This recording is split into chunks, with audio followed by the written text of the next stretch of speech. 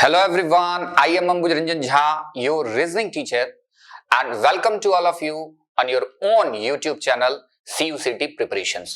आज हम बात करते हैं CUCT के प्रिपरेशंस की। आप और हम मिलके प्रिपरेशंस करें साथ साथ। तो LR सेगमेंट्स की अगर हम बात करें, कॉन्सेप्चुअल सेगमेंट्स हैं, कॉन्सेप्ट्स को देखने, कॉन्सेप्ट्स को अच्छे से अगर आपने ग्रास्प किया है तो तमाम क्वेश्चंस बनेंगे। उसके लिए कॉन्सेप्ट्स को अच्छे से समझने के लिए आप हमारा जो ACUG का एप्लीकेशन है डाउनलोड कर सकते हैं। साथ ही आप मेरे बैच को भी, अगर आप उसमें इंटरेस्टेड हैं, मेरे बैच में आना चाहते हैं, तो गिवन नंबर पे आप कॉल करके बैच में एडमिशन ले सकते हैं। बात करेंगे हम लोग कि CUCT के प्रिपरेशंस में लिमिटेड टाइम है, जैसा कि आप सबों को पता है कि समय कम है हमारे पास। तो कम समय में अगर प्रिपरेशंस करना है, अच्छे रिजल्ट के साथ अच्छे कॉलेजेस में एडमिशन हो, तो उसके लिए थोड़ा सा कॉन्सेप्ट्स को आपको समझना पड़ेगा, प्रैक्टिस ज्यादा करने होंगे। प्रैक्टिस अगर आप करोगे तभी आप लीड ले सकते हो। तो आज हम एक टॉपिक स्टार्ट कर रहे हैं जो कि विस्लिंग टॉपिक है, इंट्रोडक्टरी सेगमेंट्स है, वो है हमारा कोडिंग डिकोडिंग। ये हमारा इंट्रोडक्टरी सेगमेंट्स है। अगर हम LR की बात करें तो कोडिंग डिकोडिंग बिल्कुल ही starting segments. Number of questions की बात करें तो CUCT के एग्जामिनेशन में अगर नंबर ऑफ क्वेश्चंस इससे दिखेगा तो 2 to 3 क्वेश्चंस दिखते हैं। एरर फ्री सेगमेंट्स, एरर नहीं है, कॉन्सेप्ट चाहिए, कॉन्सेप्ट्स होना चाहिए। अगर आपके पास कॉन्सेप्ट्स है तो क्वेश्चंस आप क्विकली बनाओगे, अगर कॉन्सेप्ट्स नहीं है तो फिर परेशानी में आप रह जाओगे। कैसे? तो सबसे पहले हम इसमें टाइप 1 देखेंगे कोडिंग डिकोडिंग में, वो है हमारा पोजिशनल चेंजिंग।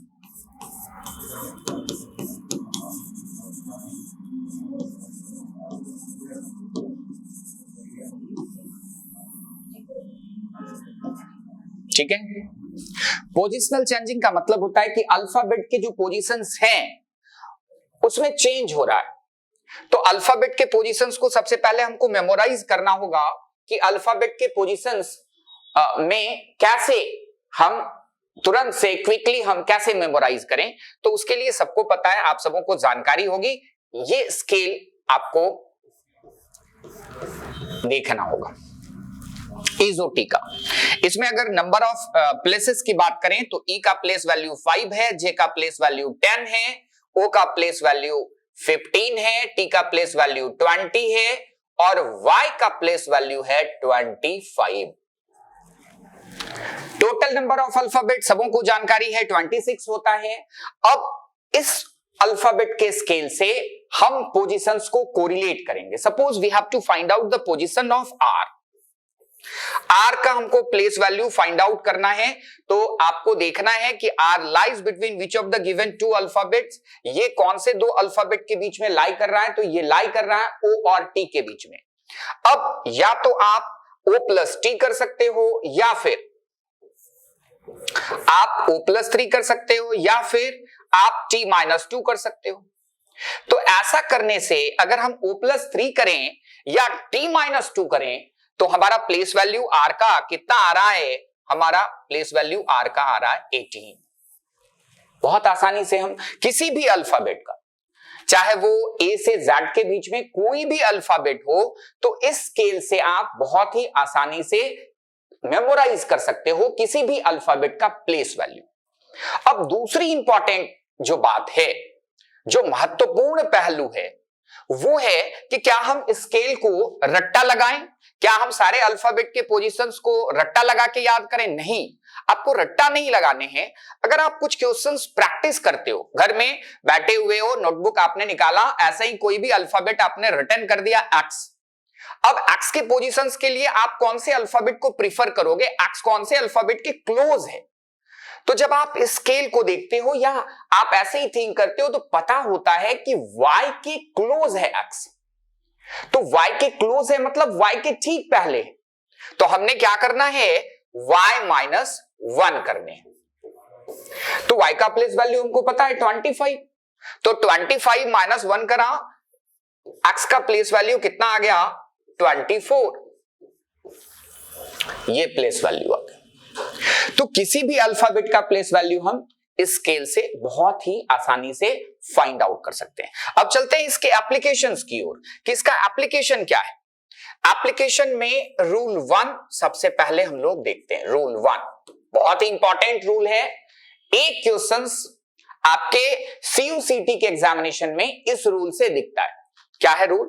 किसी भी अल्फाबेट के पोजीशंस को, अल्फाबेट्स पोजीशन, अल्फा को मैंने सिंबॉलिकली लिखा है, alphabets position plus it's reverse order alphabets position, it's reverse order alphabets position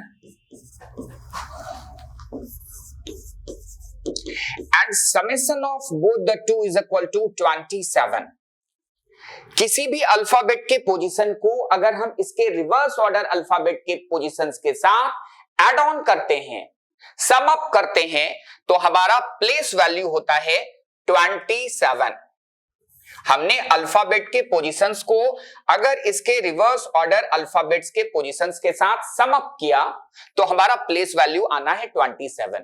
अब आपके पास एक क्वेश्चन यहां आएगा कि sir total number of alphabet 26 है और हमने सम अप किया तो 27 हो गया, ये कैसे?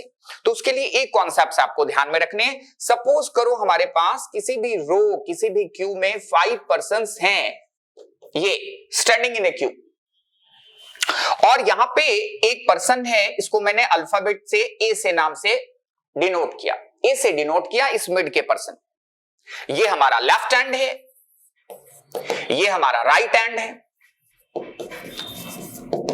अब लेफ्ट हैंड से ए का पोजीशन है 3 और राइट हैंड से भी ए का पोजीशन है 3, हमने ऐड ऑन किया तो 6 हो रहा। टोटल नंबर ऑफ पर्संस 5 है। क्यों? क्योंकि जब ए को हमने ट्वाइस काउंटिंग करी है, दोनों एंड से हमने काउंटिंग करा।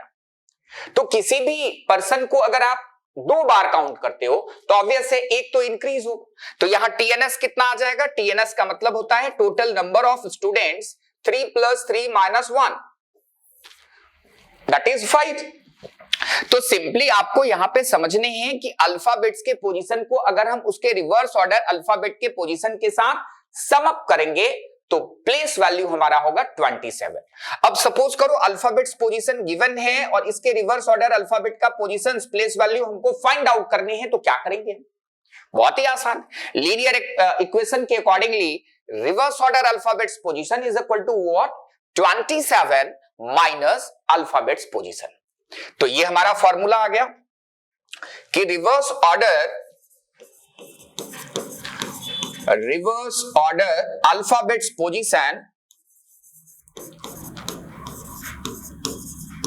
is equal to 27 minus given alphabets position, given alphabets position। अब हमारे पास स्केल क्या है? हमने स्केल क्या सीखा है? अभी हमने स्केल देखा है इजोटी। ये स्केल है हमारे पास जिसमें इन तमाम जितने 5 अल्फाबेट्स हैं इनका प्लेस वैल्यू गिवन है। ई का प्लेस वैल्यू है 5, जे का प्लेस वैल्यू है 10, ओ का प्लेस वैल्यू है 15, टी का प्लेस वैल्यू है 20 और वाई का प्लेस वैल्यू है 25। सारे अल्फाबेट्स के जो प्लेस वैल्यू हैं वो मल्टीपल हैं 5 के। अब ई के रिवर्स ऑर्डर में हमको फाइंड आउट करने हैं अल्फाबेट या उस अल्फाबेट का प्लेस वैल्यू, तो हम क्या करेंगे? क्विकली हम 27 में से ई का जो प्लेस वैल्यू है उसको सब्ट्रैक्ट करेंगे। तो 27 - 5 that is 22 and at the 22nd position which alphabet is there? That is V. तो ई के रिवर्स ऑर्डर में क्या आ जाएगा हमारा? वी। जे के रिवर्स ऑर्डर में क्या आएगा? 27 - 10 that is 17 and at the 17th position which alphabet? That is Q. तो जे के रिवर्स ऑर्डर में क्या आएगा? क्यू। ओ के रिवर्स ऑर्डर में क्या आएगा?